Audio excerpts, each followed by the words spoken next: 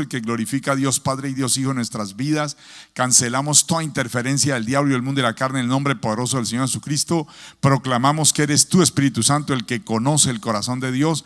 Eres tú el que da revelación por tu palabra en nuestras vidas, el que nos da palabra viva, palabra rema, para ser transformados, cambiados, edificados, levantados para tu gloria y la extensión de tu reino, en el nombre poderoso del Señor Jesucristo. Te amamos, Espíritu Santo. Glorifica a Dios Padre y Dios Hijo. Solo tú puedes hacerlo, solo tú sabes hacerlo. Glorifica a Dios Padre y Dios Hijo. Te necesitamos, Espíritu Santo. Te damos un aplauso de amor, Espíritu de Dios. Aleluya. A ti te amamos, te necesitamos, Espíritu Santo. Glorifica a Cristo en nuestras vidas. Aleluya. Gloria a Dios. Bueno, bienvenidos. Bien, pueda tome asiento. Vamos a la palabra de Dios en 2 de Pedro 1, 19 al 21. 2 de Pedro 1, 19 al 21. La segunda carta que escribe el apóstol Pedro.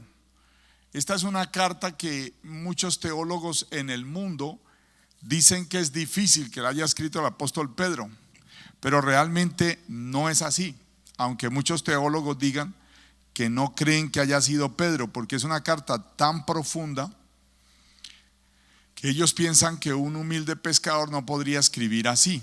La primera carta de Pedro es más sencilla, pero la segunda es muy profunda, muy teológica.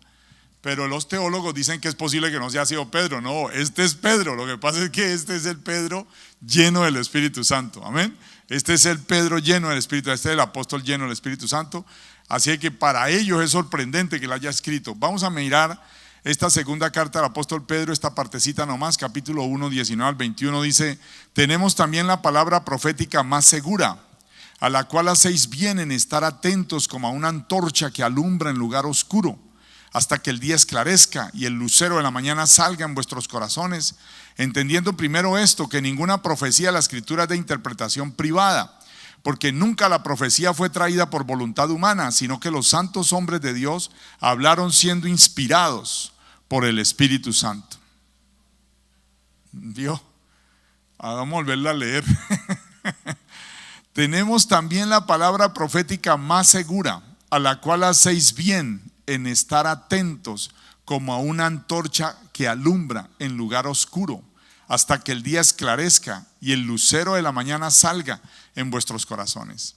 Entendiendo primero esto, que ninguna profecía de la Escritura es de interpretación privada, porque nunca la profecía fue traída por voluntad humana, sino que los santos hombres de Dios hablaron siendo inspirados por el Espíritu Santo. Gloria a Dios. El apóstol Pedro ahí está escribiendo de una manera muy clara que básicamente la palabra de Dios tiene un poder muy grande. Y es que ocurre que la palabra de Dios tiene la facultad y capacidad de haberse adelantado a muchos eventos, cuyos, digamos, estos eventos, su realización ya se dio. Entonces la palabra de Dios a través de la historia ya ha demostrado que no es la palabra de un hombre, sino que es imposible que sea la palabra de un hombre. La palabra de Dios tiene la facultad de adelantarse a los eventos y poderlos descifrar, poderlos declarar, poderlos anunciar antes de su cumplimiento. Entonces ya hay muchas cosas de la palabra de Dios y eventos y sucesos que Dios avisó y luego vinieron, se cumplieron de manera exacta como Él lo dijo. Entonces nosotros podemos proclamar que todo lo que la palabra de Dios anuncia se ha cumplido, se cumple y se cumplirá. ¿Me comprende? La palabra de Dios está absolutamente demostrada que no es la palabra de un hombre, debido a que un hombre es imposible que se pueda adelantar siglos al cumplimiento de eventos y de sucesos. Es imposible que una persona pueda decir dentro de 500 años va a pasar esto y esto, cuando ni siquiera él, ni su familia, ni su descendencia va a estar viva. Es muy difícil que un ser humano logre hacer eso. Pero si ese ser humano está inspirado por el Dios mismo, entonces todo cambia. A lo largo de la historia, muchos seres humanos han tratado de combatir la palabra de Dios y han tratado de decir que ella no es y no tiene poder. Ha habido todo tipo de gente que ha tratado de negarla, la palabra de Dios, o de irse contra ella.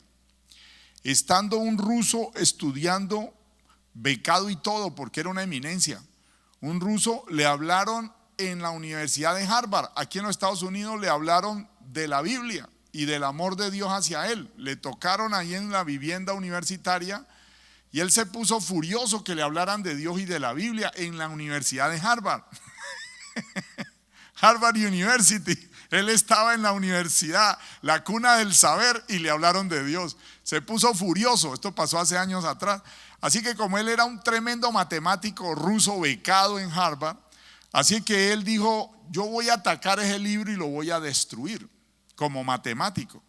Entonces él dijo: yo voy a estudiarlo matemáticamente y yo sé que lo voy a destruir. Así que él empezó a estudiar el libro de la Biblia. Él solo empezó a mirar, descubrió varias cosas. Descubrió que la Biblia está escrita en hebreo, fue escrita en hebreo y fue escrita en griego. El nuevo pacto en griego y el antiguo pacto en hebreo.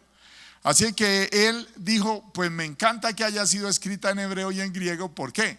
Porque el hebreo no tiene números y letras como nosotros y el inglés. El inglés tiene números y letras. Y nosotros en español tenemos números y letras. ¿Me entiende? O sea, nosotros tenemos A, B, C, D, E, A, B, C, D, E, ¿cierto? No, en inglés. Y 1, 2, 3, 4, 5, 1, 2, 3, 4, son diferentes. Un número es diferente a una letra y una letra es diferente a un número en español y en inglés. En hebreo y en griego no. En el hebreo las letras son números. Cada letra es un número en hebreo. Y en griego igual. Cada letra es un número. Así es de que, ¿qué hizo Iván Panin, el ruso que les cuento que iba a negar la Biblia? Iba a decir: yo voy a atacar eso, porque a mí me parece el colmo que en una universidad tan prestigiosa como Harvard le hablen a uno de esa cosa. Así es de que él se puso furioso contra Dios y contra la Biblia, ateo ruso, estudiando en Harvard, becado, una eminencia en matemáticas. Entonces descubre que los hebreos no tienen números y letras, sino que las letras son números. Entonces él dijo: o sea que la Biblia está llena de números, porque las letras son números. Entonces él dijo: como la Biblia está llena de números, este es mi terreno, este es mi campo. Entonces empezó a estudiarla con los números, a pasar los números. Cada letra es un número, cada palabra te da una cantidad. Y cada frase de la Biblia te da una cantidad, cada verso de la Biblia te da una cantidad, ya que cada letra es un número y cada palabra es un número, una cantidad. O sea, si tú sumas, cada verso te da un número. Cada capítulo de la Biblia te da un número. ¿Sí? Cada libro de la Biblia te da un número, porque si sumas todos te da un número, siempre te dan cantidades. El hebreo las letras son números. La alfa, yo soy el alfa y la omega. Esas dos palabras son griegas, pero esas dos palabras significan números también. Así es de que él empezó a estudiarlo y descubrió que cada verso de la Biblia tiene una cantidad. Lo que le llamó la atención a él es que cada verso es múltiplo o divisible por el número 7. Entonces a él le llamó tanto la atención eso que dijo: voy a hacer la cuenta de todos los libros de la Biblia, y descubrió que cada capítulo de la Biblia es divisible por 7. Aunque tenga nombres de personas, aunque tenga nombre de ciudades, aunque tenga nombre de países, aunque tenga nombre de reyes, aunque tenga nombre de lo que sea, cada capítulo de la Biblia es divisible por 7. Y cada verso es divisible por 7. Y él dijo: wow, ¿qué es esto? Así es de que se demoró 10 años haciendo la cuenta total de todo el libro. Y Iván Panin, el ruso, famoso matemático, becado en la Universidad de Harvard, cayó de rodillas ante el Señor y dijo: esto no lo puede hacer un hombre, esto lo hizo Dios. Así que se rindió al Señor y se entregó al Señor. Iván Panin, usted lo puede buscar más tardecito o mañana en el internet, en San Google, búsquelo en San Google, ahí va a buscar, ahí dice Iván Panin, ruso que quiso destruir la Biblia y cayó de rodillas ante el Señor. Porque es que la Biblia es la Biblia.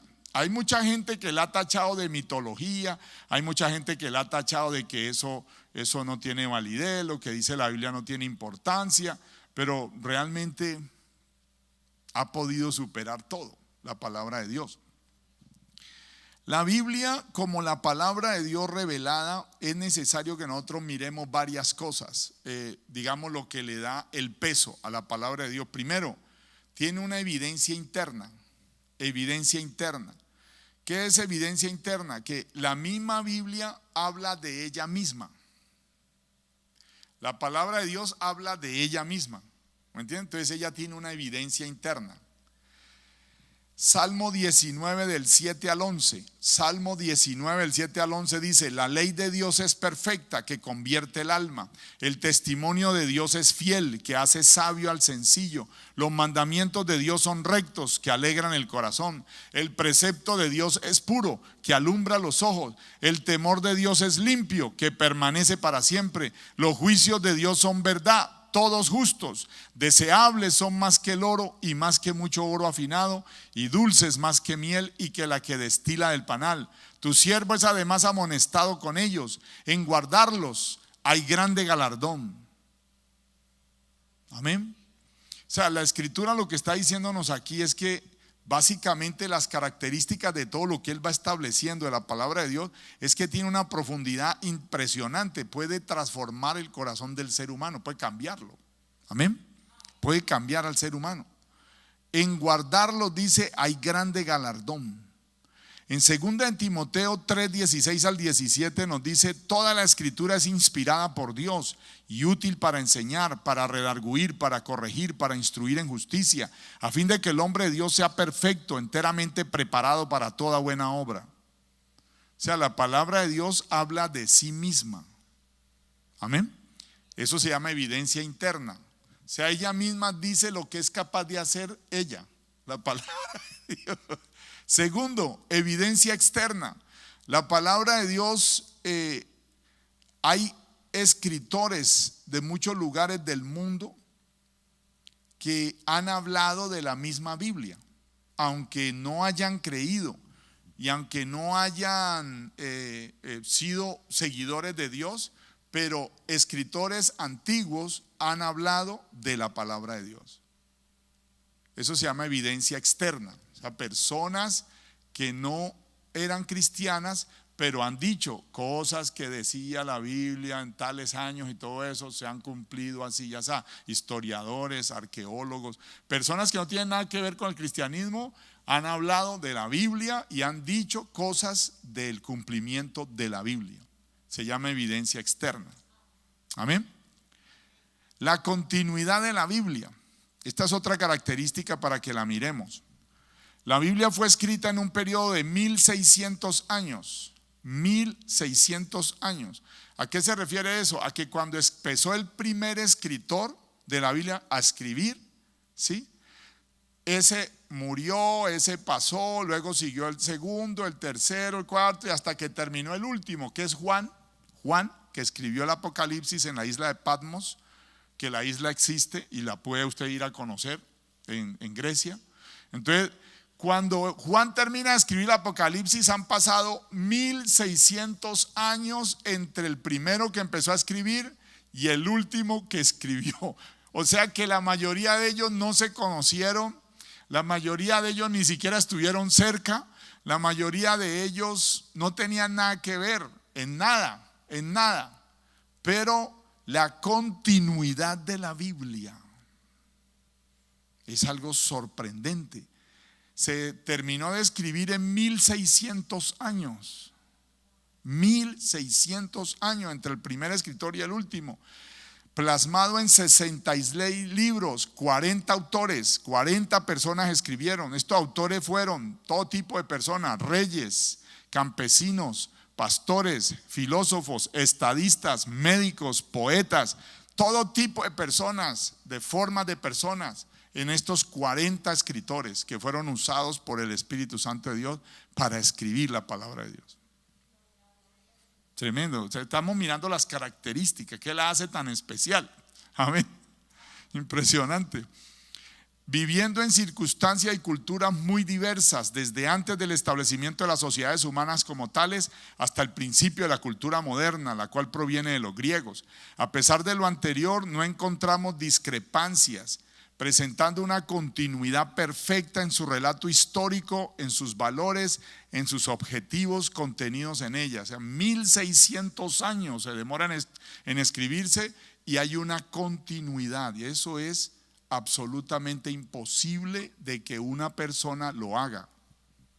No existe persona que pueda hacer eso, porque no vive 1600 años. Me comprende, 1600 años y hay una continuidad en la palabra. Una continuidad, es una cosa asombrosa. La arqueología. Muchos hombres de ciencia que han querido probar que el contenido de la Biblia son mitos, utilizaron el método histórico, esto es validar que los personajes y lugares descritos en la Biblia no existieron, declarando así que la Biblia no es confiable. Al buscar las ciudades, al buscar las culturas, los arqueólogos, todos ellos se han sorprendido de la exactitud de la palabra de Dios. Han buscado en rocas, han buscado en piedras, han buscado en ruinas de ciudades, de pueblos, de culturas, y absolutamente se ha corroborado con las mismísimas rocas que ellos han taladrado la veracidad de la palabra de Dios. Dice, por ejemplo, un ejemplo aquí: el estudio de las ruinas de Jericó demostró el relato de Josué con respecto a su conquista. Podríamos mencionar muchos ejemplos, dice, pero se cumple lo que la misma Biblia dice de ella: lo que los hombres callan, las piedras lo hablarán. O sea, la escritura, cuando habla de que las piedras hablarán, se refiere a que los arqueólogos han trabajado con piedras y las piedras les han hablado de la palabra de Dios. Den ese aplauso al Señor, amén. Gloria a Dios, bendito sea el Señor. Son evidencias tanto internas como externas. Arqueología. Escritores extrabíblicos han hablado, como Eusebio, Clemente de Roma, Ignacio, Flavio Josefo, famosos historiadores, Tasiano. Ellos escribieron haciendo referencia a los textos bíblicos. Esta gente existió muchos siglos atrás y ellos definitivamente, a pesar de ser escritores extrabíblicos, gente que muchos de ellos ni creían en Dios, pero sin lugar a dudas mencionan la palabra de Dios y su cumplimiento. La exactitud de la palabra de Dios. El alcance del mensaje de la Biblia, el alcance del mensaje, o sea, cómo es capaz la palabra de Dios de tocar todo. Ella habla de la creación del universo, habla de la creación de las cosas, habla de la creación de los seres humanos. Ella toca todo, toca medicina, toca astronomía, los cielos, la tierra, anuncia la tecnología actual, habla de la ciencia aplicada, habla de todas las ciencias. O sea, tú puedes encontrar de la Biblia todo, en la Biblia todo tipo de estudio. Es una cosa dificilísima que un ser humano pueda hacer semejante recopilación. Amén.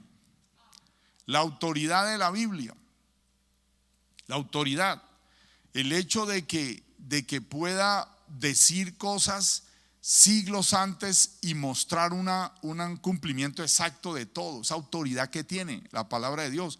En Hebreos 4:12 al 13 dice: porque la palabra de Dios es viva y eficaz y más cortante que toda espada de dos filos, y penetra hasta partir el alma y el espíritu, las coyunturas, los tuétanos, y discierne los pensamientos y las intenciones del corazón, y no hay cosa creada que no sea manifiesta en su presencia. Antes bien, todas las cosas están desnudas y abiertas a los ojos de aquel a quien tenemos que dar cuenta. Amén. Acabamos de leer la palabra de Dios, ¿sí me entiendes? O sea, cuando uno lee estas cosas, uno dice: wow. Sí, nadie puede hablar así, salvo si es Dios. ¿Me comprende? Salvo si es Dios. Claro, Él lo conoce todo. Por eso la misma palabra dice que es viva y eficaz. Es viva. Porque hay gente que la leyó hace siglos y dijeron: esto es para mí. Sí, y nosotros podemos leerla ahora y decir las mismas palabras: esto es para mí. Sí, y la pueden cerrar y dentro de años leerla y la persona dice: wow, esto es para mí. ¿Sí me entiendes? O sea, la palabra es viva y eficaz. Impresionante. La inspiración de la palabra de Dios, el Espíritu Santo. Impresionante. En Tito 1, del 10 al 13, o sea, la forma en que emite conceptos, la forma en que conoce y devela lo que es el ser humano y cómo es. ¿Me comprende? O sea, el conocimiento que tiene la palabra de Dios es tan profundo que uno se queda asombrado como la misma ciencia moderna lo confirma. ¿Se acuerda que yo el domingo les decía que el centro, en el cerebro hay varios centros? En el cerebro tenemos a nivel neurológico varios centros. El centro auditivo, el centro visual, el centro del tacto, el centro del olfato. En el cerebro tenemos varios centros, pero hay un centro que domina a los otros, se llama el centro del lenguaje. El centro del lenguaje domina todos los demás centros del ser humano, en el sistema nervioso, en su cerebro. Entonces, el que escribe la Biblia de pronto no sabe sobre biología y anatomía, de pronto el que la escribe no, pero Dios sí. Dios sí. Entonces, cuando se escribe, se dicen cosas tan fuertes sobre la lengua, se dicen cosas tan impresionantes en la Biblia sobre la lengua, eso hablábamos el domingo. Y entonces yo les decía que cuando una persona declara cosas de que se siente mal, de que se enferma, todo el sistema, todos los demás centros acatan lo que diga el centro del lenguaje, porque el centro del lenguaje, según la ciencia moderna, domina los demás centros. Eso no lo sabía Santiago, eso no lo sabía Isaías, eso no lo sabían estos profetas hace siglos que hace tiempo murieron. Ellos no sabían eso, pero Dios les revela por el Espíritu Santo que escriban palabras. Y estas palabras dicen que el lenguaje, que la vida y la muerte están en poder. Ellos escriben estas cosas, tienen un poder impresionante. ¿Sí me comprende? Y es absolutamente, ya los científicos dicen, el centro del lenguaje domina los demás centros. Por eso cuando una persona empieza a decir una serie de cosas negativas contra sí misma, la persona se deprime, porque este centro del lenguaje domina el resto.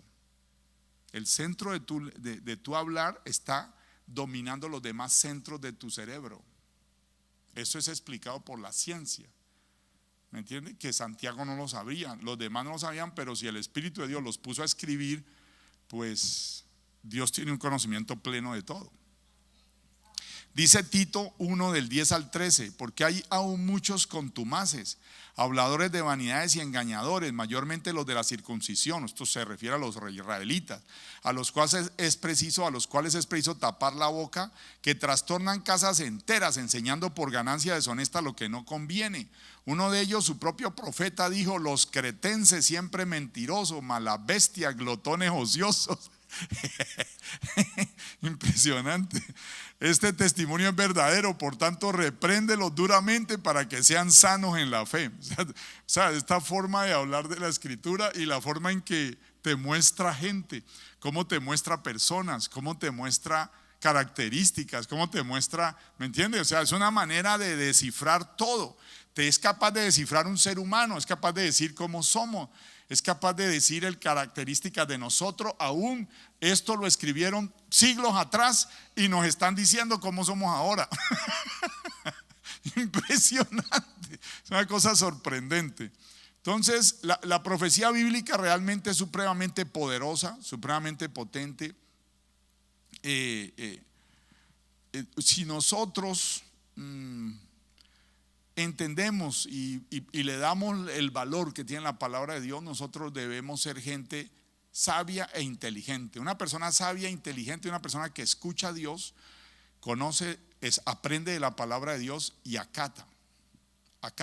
Eso viene del verbo acatar, del verbo obedecer. O sea, si uno escucha a Dios, sabe que Dios sabe el pasado, sabe el presente, sabe el futuro. Si uno sabe ya que Dios ya confirmó con su palabra que todo lo que Él ha dicho se ha cumplido antes, se cumple y se cumplirá, pues es muy sabio e inteligente si uno acata lo que Dios diga. ¿Me entiendes? Si hacemos lo que Dios diga, le vamos a ganar al resto del mundo. Dice en Isaías 48, 3 al 8, Isaías 48, 3 al 8, lo que pasó, yo antes lo dije y de mi boca salió. lo publiqué, lo hice pronto y fue realidad. No sé si esta versión es Reina Valera. Vamos a ver, busquemos Isaías 48 del 3 al 8. Lo que pasó yo antes lo dije y de mi boca salió. Lo que pasó yo ya antes lo dije, ya antes lo dije y de mi boca salió. Lo publiqué, lo hice pronto. Lo publiqué, lo hice pronto y fue realidad. Por cuanto conozco que eres duro, le está hablando creo que a Israel. Por cuanto conozco que eres duro y barra de hierro tu cerviz y tu frente de bronce, te lo dije ya hace tiempo, antes que sucediera te lo advertí, para que no dijeras mi ídolo lo hizo, mis imágenes de escultura y de fundición mandaron estas cosas. Lo oíste y lo viste todo, y no lo anunciaréis vosotros. Ahora pues, te he hecho oír cosas nuevas y ocultas que tú no sabías. Ahora han sido creadas, no en días pasados ni antes de este día las habías oído, para que no digas, he aquí que yo lo sabía. Sí, nunca lo habías oído, ni nunca lo habías conocido. Ciertamente no se abrió antes tu oído, porque sabía que siendo desleal habías de desobedecer. Por tanto te llamé rebelde desde el vientre. Impresionante. ¿Cómo habla? Así no puede hablar una persona, habla Dios. ¿Estamos de acuerdo? Por el conocimiento que tiene. Entonces nosotros vemos esa manera de él tratar de cómo se adelantan las cosas, dice las cosas antes de que sucedan, cuando ya pasan al mismo pueblo llega y le dice, no me puedes decir que no te lo había dicho, te lo dije y no escuchaste, fuiste rebelde. Mire cómo trata, es Dios el que dijo, el que luego está presente cuando se cumplen las cosas y luego está y llama la atención al que no le hizo caso. Ese es Dios. Entonces por eso la palabra de Dios se vuelve tan, ¿sí? Dios hace un pacto con un hombre, ¿se acuerda? Abraham. Pero él le dice todo a Abraham. Él le dice lo que le va a pasar después y a su descendencia. Si usted mira Génesis 15 del 13 al 16, entonces Adonai dijo a Abraham, ten por cierto que tu descendencia morará en tierra ajena. O sea, él le dijo que lo iba a bendecir, ¿sí? Pero también le explicó toda la historia de su descendencia, cómo iba a ser. Dios le dijo todo a Abraham. Ten por cierto que tu descendencia morará en tierra ajena y será esclava allí y será oprimida en 400 años. Todo eso pasó. Mas también a la nación a la cual servirán juzgaré yo. Todo eso pasó. Y después de esto saldrán con gran riqueza. Todo eso pasó. Y tú vendrás a tus padres en paz. Todo eso pasó. Y serás sepultado en buena vejez. Todo eso pasó. Y en la cuarta generación volverán acá, porque aún no ha llegado a su colmo la maldad del amorreo hasta aquí. Tremendo. O sea, Dios, ¿cómo lo sabe todo? Nada lo toma por sorpresa. ¿Cuántos dicen amén? Nada lo toma por sorpresa. Una de las cosas más impresionantes en cuanto al cumplimiento, dado noticias por historiadores, por personas del mundo, gente que no cree en Dios, gente que no tiene nada que ver con el cristianismo, y llegan y cuentan lo que le pasó a Tiro. Usted la puede buscar en la historia del mundo. Tiro, cuando llega a la casa la busca. Entonces Dios había dicho un montón de cosas que le iban a pasar a Tiro. Tiro viene a ser como la Nueva York de ese tiempo, ¿me entiende? Era el puerto más importante, pero era muy desviada debido a sus riquezas que acumuló. Se parece a Nueva York actual. A Nueva York tiene tanto dinero que ahora ya saca leyes que le parece que ellos son dioses. Por ejemplo, ellos sacaron las leyes donde dice que un niño así tenga 9 meses y ya sacando la cabeza lo pueden abortar. Esa ley la sacó Nueva York. Nueva York dijo que podían matar a los bebés así tuvieran 9 meses y sacando la cabeza los podían matar. Sacó esa ley e hicieron fiesta. Nueva York hizo fiesta por esa ley. Eso pasó el 20 de enero de este año 2023. Hicieron una fiesta los que aprobaron la ley de que una mujer teniendo un bebé ya casi con la cabeza afuera lo puede matar. Es una ley diabólica. Y celebraron fiesta en Nueva York por esa ley. Eso hicieron los de Nueva York, para que usted se tome una idea. Así era Tiro. Tiro era así, la Nueva York de ese tiempo. Entonces mire lo que dice Dios de Tiro. Vámonos para ver qué le decía Dios a Tiro. Eso pasó en Ezequiel 26.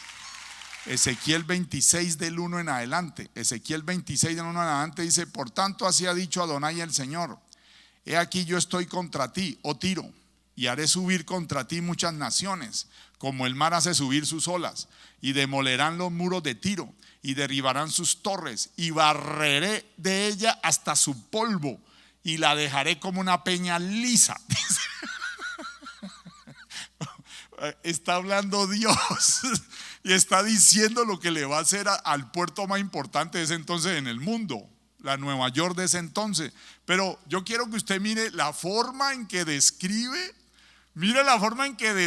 cómo la va a dejar. O sea, es una cosa absolutamente ilustrativa, casi que tomó una foto, ¿me entiende? Cuando uno oye esta palabra se da como que uno como que la puede ver, que la dejó así, la barrió, no le dejó torre, no le dejó casa levantada. Por tanto así ha dicho Adonai el Señor. Esto está en Ezequiel 26 del 1 en adelante: he aquí yo estoy contra ti, oh Tiro, y haré subir contra ti muchas naciones, como el mar hace subir sus olas, y demolerán los muros de Tiro, y derribarán sus torres, y barreré de ella hasta su polvo, y la dejaré como una peña lisa. Dice, como una peña lisa. No le iba a quedar nada. Porque así ha dicho Adonai el Señor: he aquí que del norte traigo yo contra Tiro a Nabucodonosor, rey de Babilonia. Mire cómo llega y menciona gente, menciona personas, menciona reyes. Mire cómo llega y dice eso, ¿sí? Y eso no había pasado cuando él lo dijo. ¿Me comprenden? Llega y dice cosas de esa magnitud, un rey con un nombre, y dice que va a hacer esto y esto. Dios mío, ¿me entienden? Dijo todo eso. Haré subir, ha dicho Adonai: he aquí que del norte traigo yo contra Tiro a Nabucodonosor, rey de Babilonia, rey de reyes, con caballos y carros y jinetes. Porque claro, era el imperio más grande del mundo en ese entonces, Babilonia. Y tropas, dice, y jinetes y mucho pueblo. Matará a espada a tus hijas, le dice a Tiro, que están en el campo, y pondrán contra ti torres de sitio, y levantarán contra ti baluarte, y escudo afirmará contra ti, y robarán tu riqueza y saquearán tu mercadería, arruinarán tus muros y tus casas preciosas destruirán, y pondrán tus piedras y tu madera y tu polvo en medio de las aguas. Y te pondré como una peña lisa, tendedero de redes serás, y nunca más serás edificada, porque yo Adonai he hablado, dice Adonai el Señor. Te convertiré en espanto y dejarás de ser, serás buscada y nunca más serás hallada, dice Adonai el Señor. Da la impresión que estaba airado contra esa ciudad, contra Tiro, da la impresión. La ciudad de Tiro sería el equivalente a la ciudad de Nueva York para aquella época. Esta ciudad era netamente comercial y muy rica, tanto así que cayeron en grande idolatría y ofensa al Señor. Por tanto, él emitió esta profecía por medio de Ezequiel, indicando claramente los juicios y hechos que le sucederían, con el propósito de mostrar el poder y soberanía de Dios, dejando bien claro que él no puede ser burlado. Consideremos las probabilidades que una gran ciudad comercial enclavada en un puerto estratégico, codiciada por muchas naciones por sus ventajas geográficas, sea destruida hasta el punto de no dejar piedra sobre piedra, ser arrojada al mar sus materiales con que fue construida y nunca volverse a edificar. Siendo conservadores, la posibilidad de que esto sucediera sería de 1 en 75 millones. Sin embargo, se cumplió al pie de la letra. Lo puede buscar en la historia moderna. Después de que Nabucodonosor sitió la ciudad por 13 años, Nabucodonosor la sitió a Tiro por 13 años, cuando al fin la tomó, sus pobladores se habían trasladado a una isla cercana. O sea, como vieron que los rodearon, pero no pudieron, como era un puerto, como Nueva York, entonces no pudieron rodear la parte del agua, ¿cierto? Entonces, ¿qué hicieron los que vivían en Tiro? Se fueron a una isla al frente. Cuando ya a los 13 años de sitio pudo entrar el rey Nabucodonosor con todo su ejército, no había nadie allí. Entonces a él le dio ira, que todos se le habían escapado hacia la isla del frente por el mar, se fueron en balsas. Entonces mire lo que pasó. Después de que Nabucodonosor sitió la ciudad por 13 años, cuando al fin la tomó, sus pobladores se habían trasladado a una isla cercana y había fortificado la ciudad impidiendo que los barcos se pudieran acercar. El rey babilonio abandonó la conquista. Sin embargo, años más tarde, Alejandro el Grande se empeñó en conquistar Tiro y para hacerlo tomó las ruinas de la ciudad de Tiro para construir un puente que le permitiera entrar con su ejército a la isla. O sea que cogió todo lo que había construido en Tiro para hacer un puente. Entonces destrozó todo y todo eso que era de las torres que habían, todo eso lo volvió puente. Entonces lo volvieron un puente para pasar a la isla. Cuando Alejandro el Grande, impresionante, cuando Alejandro el Grande. Después entonces dice, y para hacerlo tomó las ruinas de la ciudad de Tiro para construir un puente que le permitiera entrar con su ejército a la isla. Le tomó años hacerlo, pero finalmente destruyó la ciudad de la isla, no dejando nada. Cuando los musulmanes llegaron al área, las rutas comerciales habían cambiado y decidieron construir una ciudad unos 40 kilómetros más allá de donde había estado Tiro. O sea que Tiro quedó como una peña lisa. Como dijo Dios. Dios dijo que la iba a dejar como una peña lisa y la dejó como una peña lisa. Esto es una cosa impresionante. ¿Estamos de acuerdo? Entonces, ¿por qué estamos, considerando todo esto? Porque todo, lo escrito y establecido por Dios tiene un cumplimiento muy certero, muy fuerte. O sea, Dios nos ha hablado y ha venido con los seres humanos, trabajando con los seres humanos a través de 7 formas, en 7 tiempos. Primero, la dispensación de la inocencia. Segundo, la dispensación de la conciencia. Tercero, el gobierno humano. Cuarto, la dispensación de la promesa. Quinto, la dispensación de la ley. Sexto, la dispensación de la iglesia. Y séptimo, la dispensación del reino milenial. Cada una de estas dispensaciones ha terminado en juicio. O sea, empieza con amor por parte de Dios hacia los seres humanos, pero los seres humanos se rebelan y termina en juicio. Primera dispensación, la dispensación de la inocencia. En la dispensación de la inocencia Dios se manifestó en la creación. Dios se reveló en su presencia en el huerto del Edén. El hombre fracasó al desobedecer a Dios pecando, y entonces el hombre es arrojado del huerto como parte del juicio de Dios. O sea, la dispensación de la inocencia empieza con el amor de Dios, pero termina con juicio, porque el ser humano se rebela contra Dios. Es una cosa asombrosa. Segunda dispensación, la conciencia, dispensación de la conciencia. Dios se manifiesta prometiendo un salvador de la condenación del pecado. Dios revela que el salvador será la simiente de la mujer. El hombre fracasa corrompiéndose a grado máximo. Entonces Dios juzga al hombre por medio del diluvio. Así terminó la dispensación de la conciencia. Luego viene la dispensación del gobierno humano. Dios se manifiesta haciendo pacto con los hombres. Dios se revela entregándole al hombre el gobierno y dominio de la tierra. El hombre fracasa rebelándose ante Dios y desobedeciendo sus instrucciones. Dios interviene en juicio en la confusión de las lenguas. ¿Se acuerda cuando la Torre de Babel? Ahí los separó a todos. Allí terminó el del gobierno humano. Luego viene la dispensación de la promesa. Dios se manifiesta a los hombres en la familia. Dios revela la línea de la cual nacería el Mesías, prometiéndole a Abraham. El hombre fracasa corrompiéndose y oprimiendo al pueblo de la promesa. Termina como Dios juzga a los egipcios y amorreos que oprimen a su pueblo. Luego viene la dispensación de la ley. Dios se manifiesta en el monte Sinaí con toda su gloria y poder ante su pueblo. Dios revela su ley, testimonio, mandamiento, precepto y juicio a los hombres por medio de Moisés. El hombre fracasa rechazando y crucificando al Cristo que vino a pagar los pecados del hombre para la salvación de sus almas. Entonces Dios juzga a su pueblo permitiendo la destrucción de Jerusalén y esparciendo a su pueblo entre las naciones. Esa es la dispensación de la ley. O sea, cada dispensación ha terminado en juicio. Dispensación de la iglesia.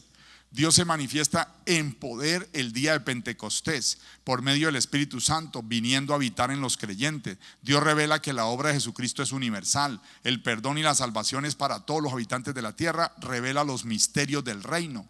El hombre fracasa en la iglesia de Cristo en el cumplimiento de la responsabilidad de predicar el evangelio y glorificar el nombre de Cristo delante de los hombres. Entonces Dios juzgará a las naciones con la tribulación, llegando a su culminación con el juicio de las naciones. La dispensación de la iglesia, que es en la que estamos. Luego viene la dispensación del reino, que es la última dispensación, la séptima dispensación. Dios se manifiesta gloriosamente en la segunda venida de Jesucristo. Dios revela la duración de su reino y su presencia en toda la tierra. El hombre fracasa uniéndose al diablo, o sea, la gente del mundo, para rebelarse contra Cristo. Entonces termina el reino. Dios juzga a todos los hombres vivos y muertos en el juicio del gran trono blanco y los arroja al infierno. Observe cómo cada dispensación, impresionante, pero cada vez Él está mostrando ese amor, esa misericordia. Si tienen mucho frío, apagamos el aire, porque allá afuera está haciendo frío también. ¿Sí tienen frío? ¿O quieren seguir con ese frío? ¿Sí? ¿Lo dejamos así? ¿Sí? ¿Lo apagamos, amor? ¿Qué dices? ¿Lo dejamos así? Bueno, ya vamos a terminar. Usted dirá, ¿para dónde va el pastor con todo esto? Yo quiero mostrarle que como así se ha venido cumpliendo todo, entonces vamos a mirar las características del anticristo. O sea, cómo Dios dijo que va a ser ese tipo. Porque estamos tan cerca del rapto de la iglesia y tan cerca de la aparición del anticristo, que miremos, como es tan exacto la Biblia, entonces miremos cómo va a ser ese tipo. Porque la verdad, estamos muy cerca de todo eso. Y como Dios dice todo en la palabra, entonces qué bueno que analicemos eso. Entonces ya miramos cómo es, hay tres posiciones en cuanto a lo del el milenio, el reinado milenial. Hay una posición cristiana que dice posmilenialismo, otra que se llama amilenialismo, que no creen en el milenio, y otra que se llama premilenialismo, que es que la iglesia cristiana, nosotros nos vamos a ir antes. O sea, el rapto va a venir antes de la tribulación y la gran tribulación, y luego nosotros allá arriba vamos a pasar por lo que se llama el tribunal de Cristo y las bodas del Cordero, mientras el mundo está pasando por los 7 sellos, las 7 copas de la ira y las 7 trompetas de final. O sea, son 7 años de tribulación y gran tribulación aquí en la tierra. Israel se queda y la iglesia cristiana verdadera se va.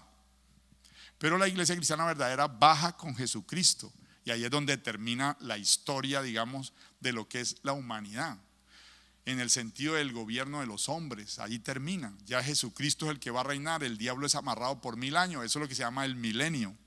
1000 años vamos a reinar con Jesucristo. Tremendo. ¿Sí me entiendes? Eso todo está detallado en la escritura. Todo está detallado en la escritura. Entonces, como ya se dijo todo esto, ya hemos visto que Él dice algo y se ha cumplido.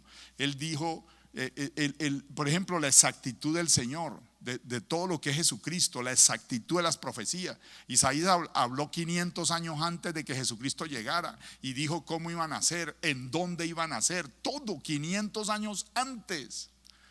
Hablaron de una virgen de Israel, hablaron de un lugar donde iban a ser, hablaron del sitio exacto de Belén Efrata.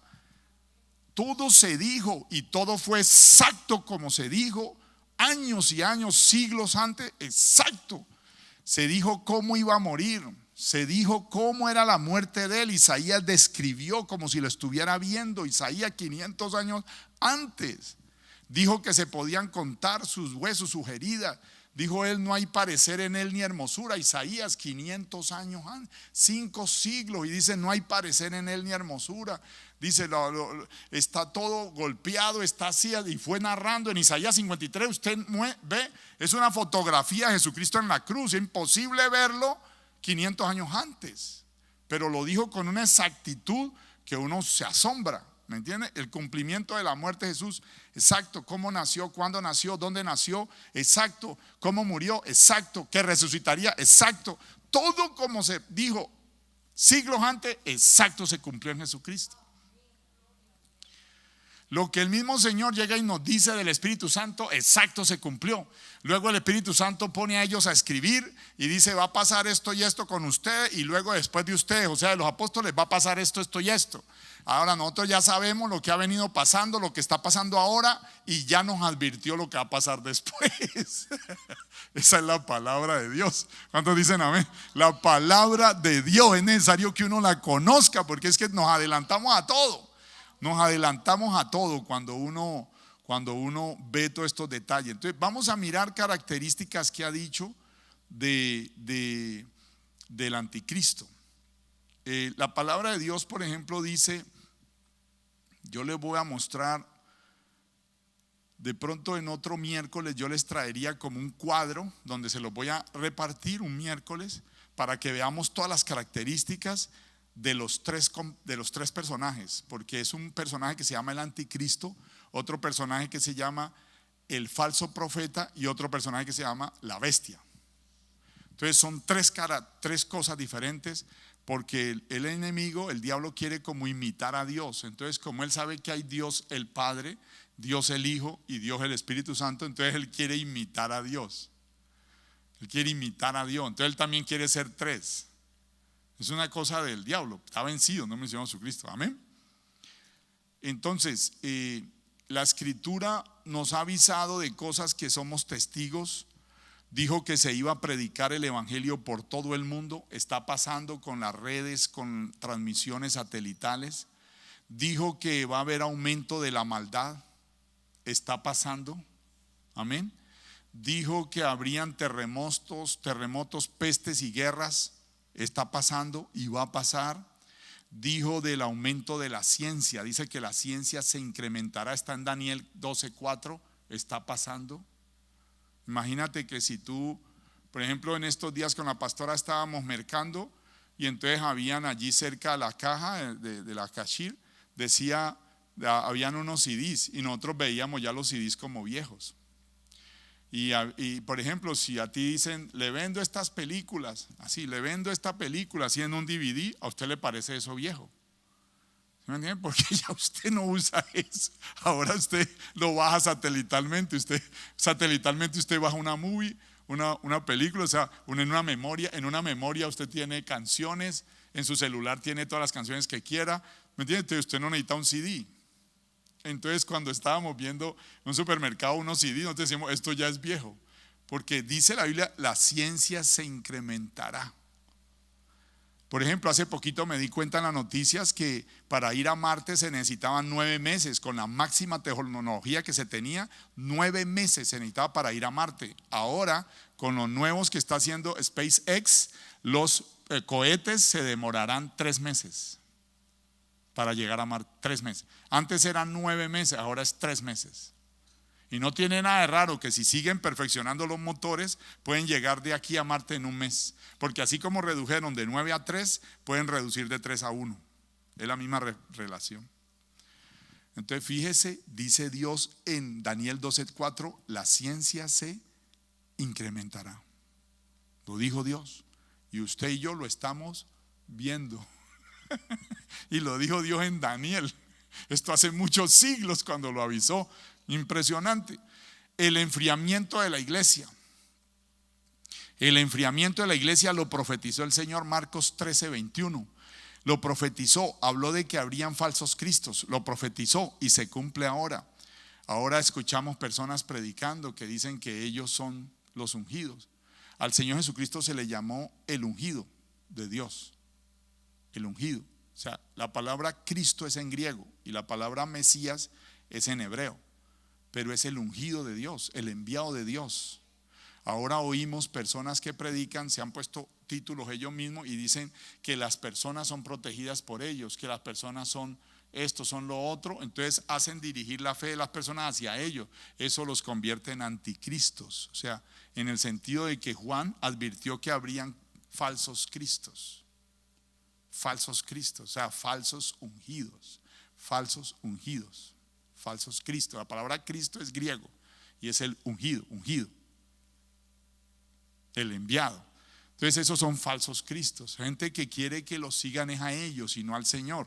Nuestro camino es Cristo, nuestra verdad es Cristo y nuestra vida es Cristo. Nosotros no seguimos hombres, porque los hombres fallamos. Los hombres fallamos. El que no falla es Jesucristo. Gloria al Padre. A nosotros no nos conviene seguir hombres, sino a Jesucristo. ¿Cuántos dicen amén? El enfriamiento de la iglesia está profetizado, el engaño, los problemas de alcance mundial, ¿sí? De que se levantará reino contra reino, nación contra nación. ¿Me entiendes? Como leer las noticias. El Señor ya todo esto que está pasando ahora ya lo anunció. ¿Sí? Ya lo anunció. El arrebatamiento de la iglesia ya lo anunció el Señor. La semana 70 de la profecía de Daniel ya lo anunció. Está todo anunciado lo que va a pasar con Israel. El tribunal de Cristo que va a pasar allá arriba, las bodas del Cordero que van a estar allá arriba, estando la iglesia allá, la gran tribulación que sucederá acá en la tierra mientras la iglesia está arriba. ¿Por qué la tribulación? Todo eso nos está explicado, la iglesia y la tribulación, el Espíritu Santo y la tribulación, todo esto está anunciado en la Escritura. Pero queremos llegar al punto de el personaje que el Señor dice que va a aparecer, el falso Mesías, los gentiles y la gran tribulación. La Escritura dice mucho con respecto al individuo que aparecerá en el tiempo del fin como cabeza de las potencias gentiles en su federación de 10 reinos. Su persona y su obra está desde Ezequiel 28 del 1 al 10, Daniel 7 del 7 al 8, del 20 al 26, del capítulo 8 de Daniel 23 al 25, capítulo 9 de Daniel 26 al 27, capítulo 11 de Daniel 36 al 45, segunda de Tesalonicenses 2, 3 al 10, Apocalipsis 13 del 1 al 10, Apocalipsis 17 del 8 al 14. La Escritura nos advirtió de que iba a aparecer un tipo definitivamente llamado el anticristo. ¿Me entiendes? O sea que sabemos con todo lo que Dios nos ha advertido que se cumple y que se va a cumplir. Aparecerá en la escena al fin de la historia de Israel. Daniel 8:23. No aparecerá sino cuando el día del Señor haya comenzado. Segunda de Tesalonicenses 2:2. Su manifestación está siendo impedida porque hay alguien que al presente lo detiene. Está en 2 de Tesalonicenses 2, 6 al 7. O sea, en este momento todavía el anticristo no se manifiesta porque hay alguien que al presente lo detiene. ¿Quién? El Espíritu Santo de Dios. El Espíritu Santo de Dios. O sea que nosotros estamos enterados de estas cosas. Por eso es tan importante que uno le dé todo ese valor que tiene la palabra, que uno entienda que la palabra de Dios es una antorcha en medio de toda esta oscuridad que hay en el mundo. Entonces mire cómo Él nos ha dicho todo eso. Aparecerá en la escena al fin de la historia de Israel. No aparecerá sino cuando el día del Señor haya comenzado, o sea, cuando va a empezar todo el conteo regresivo. Porque como hablamos de las fiestas hebreas, en el momento de que el cumplimiento profético de la fiesta de las trompetas, en ese momento el Yom Teruah, desde ahí empieza el conteo regresivo, o sea, ya es 7, 6, 5, 4, ¿me entiendes? Desde el momento del rapto, para el mundo entero es conteo regresivo. En el momento en que la iglesia se va, empieza el conteo regresivo para toda la humanidad. Inmediatamente empieza. Estamos casi a punto de eso, estamos ahí. La manifestación está impedida del anticristo por alguien que lo detiene, es el Espíritu Santo. Según la Tesalonicenses 2, 6 al 7. Esta aparición estará precedida por una separación, según de Tesalonicenses 2, 3, que podrá ser interpretada como un alejamiento de la fe o como una partida de los santos para estar con el Señor, o sea, el rapto. Quinto, será un gentil por cuanto él sube del mar. Será un gentil por cuanto él sube del mar y por cuanto el mar representa a las naciones gentiles. Está en Apocalipsis 17:15. Tiene que ser de origen gentil. Apocalipsis 13:1. Sexto, surgirá del imperio romano por cuanto será un gobernante del pueblo que destruyó a Jerusalén. Daniel 9:26. 7, él será la cabeza de la forma final del dominio gentil mundial por cuanto será como un leopardo, un oso y un león. Como tal será un líder político. Las 7 cabezas y los 10 cuernos que dice Apocalipsis 13 estarán confederados bajo su autoridad. Esto está en Apocalipsis 13:2. Está en Daniel 7 del 7 al 8. Está en Apocalipsis 17 del 9 al 11. 8, su influencia será mundial por cuanto reinará sobre todas las naciones. Será influencia.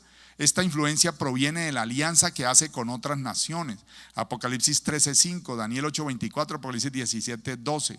9, él eliminará a 3 gobernantes en su surgimiento al poder. Uno de los reinos sobre los cuales tendrá autoridad habrá sido revivido, por cuanto una de las cabezas que representa a un reino o a un rey habrá sido sanada. O sea, mire todo lo que nos dice, todos los detalles. Daniel 7:8, Apocalipsis 17:10, Apocalipsis 13:3.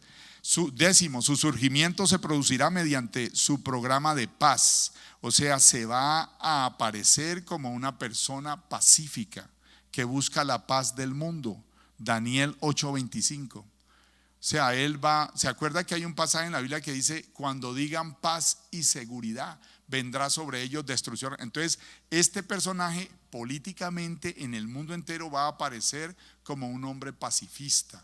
Va a aparecer, pero es falso, porque él quiere destruir. El diablo vino a hurtar, matar y destruir. Ahí no menciona paz, pero dice que va a aparecer como alguien que tiene un programa de paz. Número 11, personalmente se caracterizará por su inteligencia y persuasiva. Daniel 7:8, Daniel 8:23, Daniel 7:20, y también por su sutileza y astucia, Ezequiel 28:6, de manera que su posición sobre las naciones será por consentimiento propio de ella. O sea, la misma gente de los países se va a dejar gobernar por el tipo, voluntariamente. Tremendo. Dice la escritura, Daniel 7:25, impresionante. Apocalipsis, 17:13. Él gobernará sobre su federación de naciones con absoluta autoridad. Daniel 11:36. Se señala que liará su propia voluntad. Esta autoridad se manifestará mediante el cambio de las leyes y costumbres. Daniel 7:25. O sea, él mismo va a ordenarle a la gente qué es bueno y qué es malo. Él mismo va a decir que sí y que no a las personas del mundo que hayan rechazado al Señor. Su principal interés estará en la fuerza y el poder. Daniel 11:38. Como cabeza del imperio confederado, hará pacto de 7 años con Israel, que será quebrantado a los 3 años y medio. O sea, él se encargará de hacer un pacto político con Israel. Entonces Israel le va a encantar todo lo de él, porque van a hacer un pacto que para 7 años, el cual se romperá a los 3 años y medio, cuando ya Israel vea quién es él. Cuando ya él se vea quién es él, porque a los 3 años y medio va a estar engañando, pero a los 3 años y medio terminados, a la mitad de la tribulación, él ya se va a revelar como, o sea, va a ser a las malas ya todo. Al principio es por engaño y después es a las malas. Ya manda a matar a todo el que no adore la bestia, la imagen de la bestia. Introducirá un culto idolátrico, dice Daniel 9:27, en el cual se establecerá a sí mismo como si él fuera un Dios, como si él fuera Dios, y lo tiene que adorar la gente a la fuerza. Esto está en Daniel 11:36 al 37, 2 Tesalonicenses 2:4 y Apocalipsis 13:5. Tendrá las características de un blasfemo, debido a que asumirá la deidad, dirá que es el único Dios de todo el mundo. O sea, la gente no lo puede ignorar, tiene que, o lo adora o lo matan a la persona, o adora o la matan. Se acaba la misericordia en la tierra. Tremendo. Ya venció el diablo, no mencionó a Jesucristo. Este hombre será vigorizado por Satanás, Ezequiel 28:9 al 12 y Apocalipsis 13:4. Recibirá el poder del mismo Satanás, será controlado por el orgullo del diablo, Ezequiel 28:2 y Daniel 8:25. Será la cabeza del sistema inicuo de Satanás, 2 Tesalonicenses 2:3. Su derecho al poder y a la deidad lo probará mediante señales que hará con el poder satánico. 2 Tesalonicenses 2:11. Este gobernante se convertirá en el gran adversario de Israel, Daniel 7:21 y 25. Daniel 8:24, Apocalipsis 13:7. Habrá una alianza contra él que le disputará su autoridad, Ezequiel 28:7, Daniel 11:40 y 42. En el conflicto que sigue obtendrá el control sobre Palestina y territorios adyacentes, Daniel 11:42, y establecerá su cuartel general en Jerusalén, Daniel 11:45. Este gobernante en el tiempo de su surgimiento al poder será exaltado mediante la intervención de la ramera, que será un sistema religioso corrupto que por consiguiente busca dominarlo, Apocalipsis 17:3. Este sistema será destruido por el gobernante, de manera que pueda gobernar sin impedimento, Apocalipsis 17:16 al 17. Él se convertirá en el adversario especial del príncipe de los príncipes, Daniel 8:25, de su programa, 2 Tesalonicenses 2:4 y Apocalipsis 17:14, y de su pueblo. Aunque él continuará en el poder durante 7 años, Daniel 9:27, su actividad satánica estará confinada a la última mitad del periodo de la tribulación. Esto está en Daniel 7:25, 9:27, 11:36 y Apocalipsis 13:5. Su gobierno terminará mediante un juicio directo de parte de Dios. Esto lo anuncian desde Ezequiel, Daniel, Apocalipsis. Este juicio sucederá cuando esté ocupado en una campaña militar en Palestina y será echado en el lago de fuego. Impresionante. Este juicio ocurrirá a la segunda venida de Jesucristo, según de Tesalonicenses 2:8, Daniel 7:22, y construirá una manifestación de su autoridad mesiánica. El reino sobre el cual habrá gobernado pasará a la autoridad del Mesías y llegará a ser el reino de los santos. O sea, el Señor reinará, sí, lo amarrará. Cuando Él vuelva, ¿no? Lo amarra al mismo diablo. Impresionante. Luego hablaremos del falso profeta, que ese sí tendrá que ser, dice aquí, judío. O sea, el anticristo en sí va a ser un tipo político, ¿me comprenden? Pero va a ser, porque dice que saldrá cuando habla de mares y todo, es de la multitud, de los gentiles. Pero el falso profeta sí tendrá que ser judío. Para poder que Israel se acerque y quiera adorar a la bestia, que es lo que se llama en Daniel la abominación desoladora. Entonces, para que Israel quiera adorar a alguien, tiene que tener que ver con ellos, con la tierra de Israel. Entonces, el falso profeta tendrá que ser judío. Tremendo. O sea, hoy alcanzamos a ver como detalles de lo del anticristo. Ya, la Biblia ha detallado muchas cosas, ¿me comprenden? Ya sabemos muchas cosas. Por eso lo que es el cristiano verdadero, nosotros debemos ser gente que ama mucho la verdad. La verdad es Cristo. Entonces nosotros tenemos que tener una tendencia a rechazar lo que nos percibamos como engaño. Todo lo que nosotros veamos como engaño, nosotros tenemos que rechazarlo inmediatamente, porque nosotros somos gente que sigue a Cristo. Y seguir a Cristo es seguir la verdad. No podemos aceptar ningún engaño, de ninguna forma, de ninguna forma. Entonces, por eso hoy lo que el Espíritu de Dios nos da y nos muestra es que con todo lo que ha venido la palabra de Dios, ya absolutamente comprobada que no falla, que todo lo que ha anunciado se cumple al centímetro, ¿sí? Con todo lo que ha dicho, ha hablado de asteroides, la Biblia ha hablado de asteroides, una cosa impresionante. Dice que vendrán de lo profundo de los cielos, de lejanas tierras. Mire esa frase, escrita por personas que no son astrónomos, escrita por personas que no tienen conocimiento científico. Entonces, como un hombre como Isaías podía hablar de lo profundo de los cielos y de lejanas tierras? Pero así dice, de lo profundo de los cielos, de lejanas tierras, vienen los instrumentos de la ira de Dios, dice, para destruir la tierra. Está hablando de asteroides, ¿me entiendes? Lejanas tierras es cosas fuertes, duras, y en lo profundo de los cielos. Y eso está en Isaías, y eso todavía no se cumple, apenas viene. Entonces son cosas. ¿Se acuerda que Apocalipsis dice que cuando sonó tal trompeta que cayó no sé qué, que cayeron cosas al mar, que se envenenó los ríos, las aguas, que murió la tercera parte de la humanidad? Que todo eso viene cuando ya la iglesia está arriba. Todo eso está anunciado. Todas las cosas que el Señor anunció definitivamente tienen cumplimiento exacto. Ya lo vimos en la historia. Hemos visto que los mismos historiadores y la ciencia. Es emocionante cuando usted métase un día a Google y pregunte: ¿es cierto que encontraron ruedas en el Mar Rojo? Cuando ruedas de carruajes del imperio egipcio, que si las encontraron abajo en el fondo del mar, porque se acuerda que él abrió el mar, pasó el pueblo hebreo, y cuando el imperio, el ejército egipcio quiso pasar, Dios cerró. Y ahí se murieron un montón. O sea, prácticamente acabó con el ejército egipcio el Señor. Y todavía hay pedazos de las cosas del ejército egipcio allá abajo. Y las encontraron. Es asombroso. Busque en Google, diga: ¿es verdad que la NASA encontró dónde reposó el arca de Noé? Es verdad que ellos descubrieron dónde reposó el arca de Noé desde un satélite, porque corroboraron como ella era tan pesada, y dice la Biblia dónde descansó. Dice que reposó en el monte Ararat, y el monte Ararat usted lo puede buscar en Google Earth. El monte Ararat, es que eso es lo tremendo con la Biblia, que te dice lugares, te dice nombres, te dice todo. Entonces se puede demostrar todo, se puede buscar.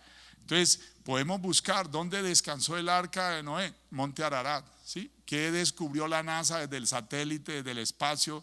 Entonces dijeron, ¿qué es esa sombra en el monte Ararat desde el espacio? Entonces pusieron unas cintas reflectivas, le pusieron unas cintas, miraron, midieron y dijeron, lo único que en la historia ha dicho, porque quedó la zanja, quedó un hueco así, donde ella reposó.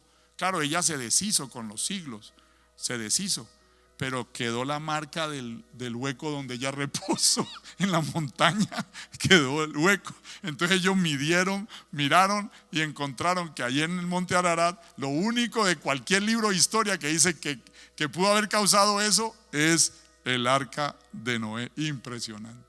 O sea, hay una cantidad de cosas, las piedras hablando, ¿me entiendes? De cantidad de cosas demostradas. Como ya sabemos todo eso, entendemos que todo lo que nos dijo para este tiempo y para el que viene es real, verdadero, la palabra de Dios. Entonces uno se prepara, ¿me entiendes? Uno se prepara, como cuando a usted le dan unas instrucciones, uno escucha, acata lo que Dios dice y se prepara, porque así tenemos que estar preparados. Es lo que Cristo dijo, y los que estaban preparados fueron a las bodas con el Señor y los otros que estaban dormidos se quedaron y pues tuvieron que correr y buscar comida quién sabe dónde, y bueno, les tocó de muy difícil. A los que se quedan, diga conmigo, yo soy de los que nos vamos, dice en Cristo Jesús. Pongámonos en pie, vamos a orar, amén. Vamos a orar, bendito sea el Señor. Somos de los que nos vamos confiando en Dios, en Cristo Jesús, en el rapto de la iglesia, confiando en el Señor. Cuando uno estudia más de esto, pues tú le empiezas a dar mucha gracia a Dios con tu corazón de que, Señor, esa elección, esa escogencia que has hecho de mí, de mi familia, de mi hogar, para ser familia tuya, o sea, esa escogencia es demasiado valiosa. El ser escogidos por el Señor desde la fundación del mundo. La Biblia dice que nos escogió desde antes de la fundación del mundo. O sea que nosotros no es un accidente que creamos en el Señor, fuimos escogidos desde antes de la fundación del mundo. O sea que es una escogencia impresionante la que hay sobre nuestras vidas y sobre nuestra descendencia. Padre, te damos gracias, Señor, en esta hora por tu fidelidad, tu amor tan grande, tu misericordia, Señor. Habla a nuestro corazón, Espíritu Santo, para que haya esa actitud en nosotros de amar tu palabra, de acatar tu palabra, de prepararnos conforme ella nos habla, nos dice, nos dirige. Que valoremos tu palabra, Señor. Que tu iglesia valore tu palabra, Señor. Ame tu palabra, porque es demasiado profunda, es demasiado poderosa. Es demasiado poderosa tu palabra, Señor. Con ella creaste todo. La Biblia dice que cuando tú hablaste es que se formó todo lo que conocemos como el universo. Cuando tú diste tu palabra,